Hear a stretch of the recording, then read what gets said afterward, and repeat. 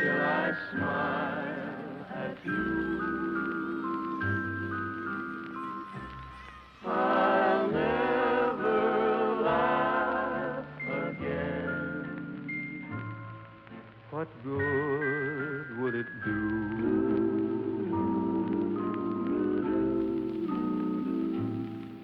For tears would fill my eyes,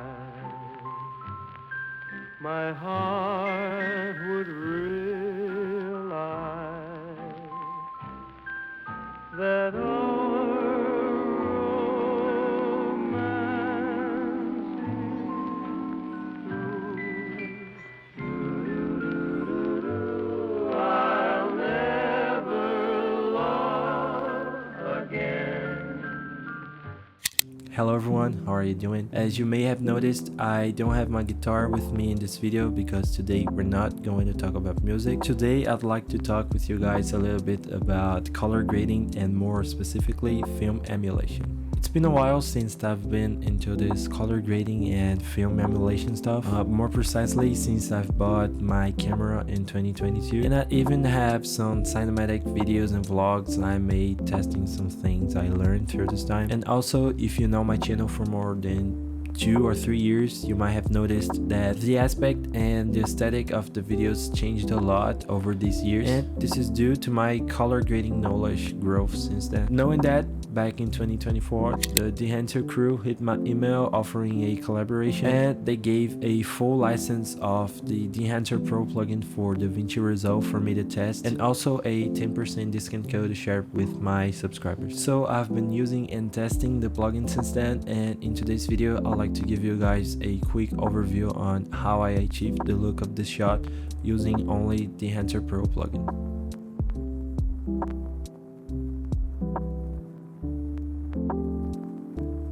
Of course, I'm not a color grading pro and I'm very far away from that, but I'd just like to share with you guys the things I learned through these years, some tips and how I apply that with a lower budget and simple equipment.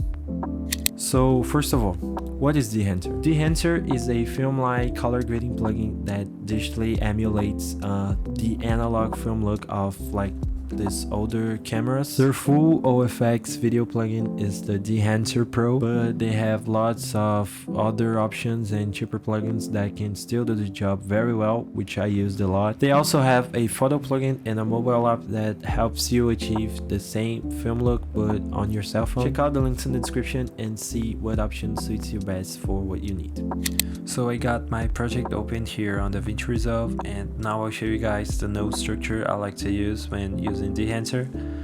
So first of all, I like to add a color space transform so I can manage my color space the right way.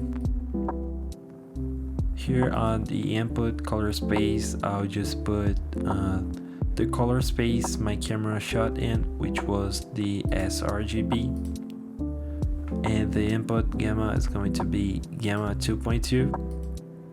And we're going to transform this to a Rec 709 color space.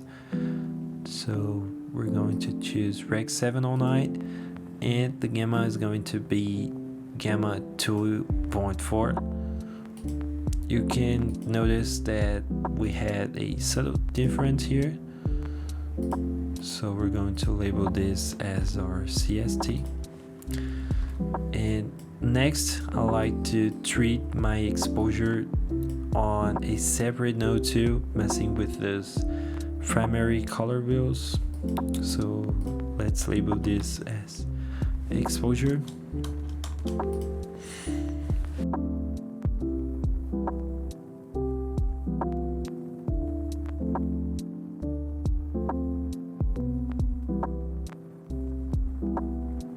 You can pretty much do all the processing inside the Dehancer Pro plugin, like exposure, saturation, white balancing, and other stuff. But I like to add a node before Dehancer to set my exposure up so I can get like the most neutral image possible inside Dehancer. So now let's head into the plugin itself.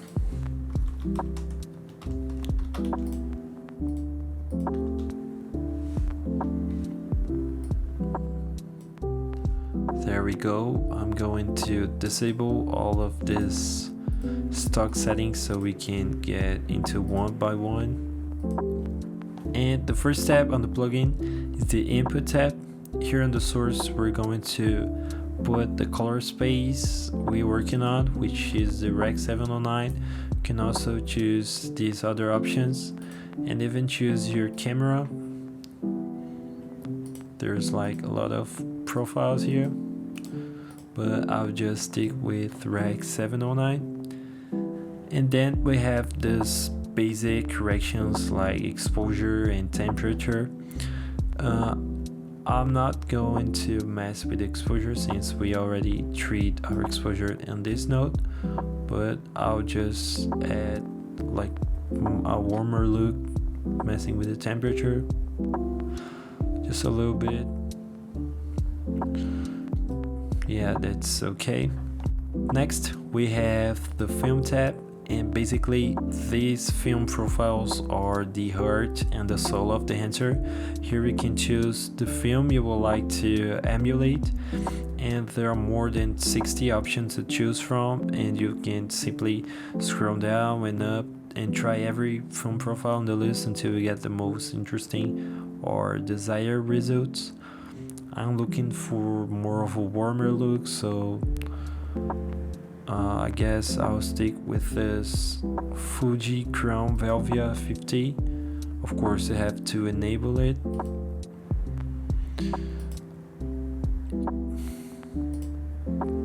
Yeah, this one's good to me. Next, you have the Film Developer tab. Here on this Film Developer, you can mess with some color stuff like contrast and gamma, but I'll just boost the color a little bit since I'm going for that colorful nostalgic look, so maybe around 60. Yeah, that's good. Next we have the film compression tab. This film compression basically compresses or flattens the highlights of our take. The lower the Y point is, the more likely clipping will occur in the highlights, and the higher the Y point is, the flatter and the grayer the highlights appear. So you guys can see the difference in these white areas in our image.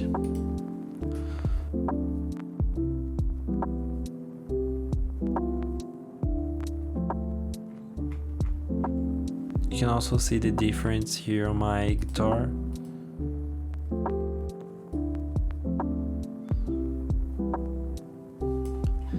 Yeah, that's good. Next we have this expand tab. On the expand tab we can also adjust some exposure settings.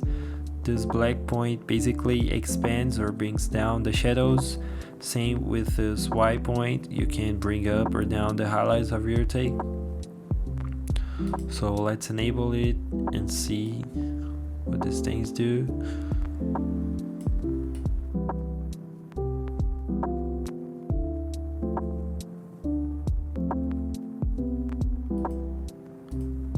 Yeah, that's good to me.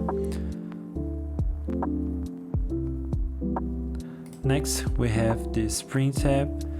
Dehancer places a strong emphasis on replicating an authentic film development process, with each tab of these representing a step that mirrors like real-world film processing.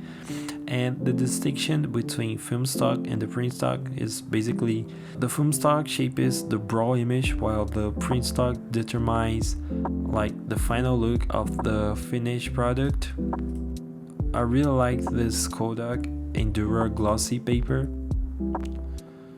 And we also have some exposure settings here, but the gold is in this tonal contrast slider, while regular contrast only adjusts brightness and darkness, making basically the bright areas brighter and the dark areas darker.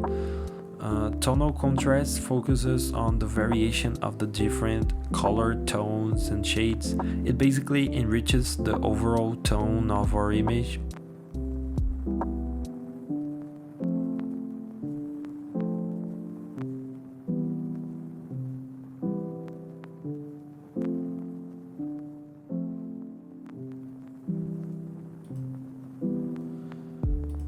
Next, we have this color head tab, which is basically color correction. You can adjust your shadows, midtones, your highlights.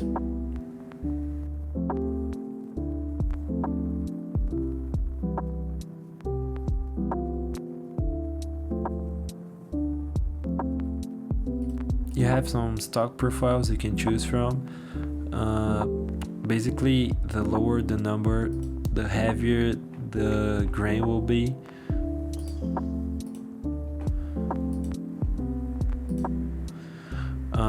But where this plugin actually shines is on this custom tab, where you can adjust basically everything and play around with all of these settings. But I'll just stick with a stock preset. I don't want like that heavy grain, so let's see this one. Maybe get down a little. Yeah, that sounds good. Next we have halation. Here on these profiles we basically have the same presets as the film grain, and you can also shape them in this custom tab. I'll just stick with this 35 millimeters. This one's pretty nice. Let's see.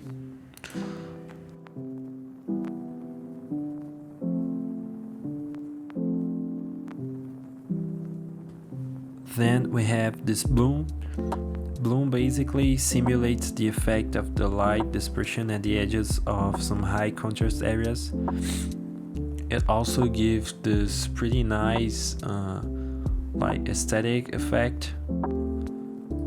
I don't want too much bloom here, so let's stick with this 35 millimeter and bring it down a little.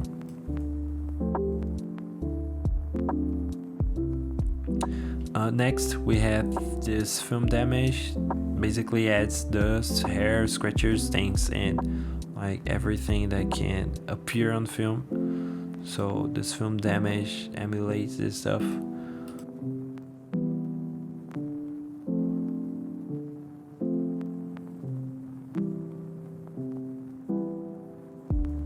Next we have the film breadth. This film breadth setting basically shifts the tones of our image, working like an accidental change in exposure, contrast, color from frame to frame as the film moves. I don't like to use this effect, so I'll just leave it like this. Next we have the gate wave. Gate wave stands for the mechanical swinging of a film strip while it's being like pulled through a film window into a film camera. This is a pretty nice effect. It basically makes your image shake a little. I'll just stick it with this 35 millimeter. Next we have this overscan tab, which is pretty nice. It's basically these borders we have on the analog film. I really like this Super 8. Also this Super 35. But I think I'll just stick with this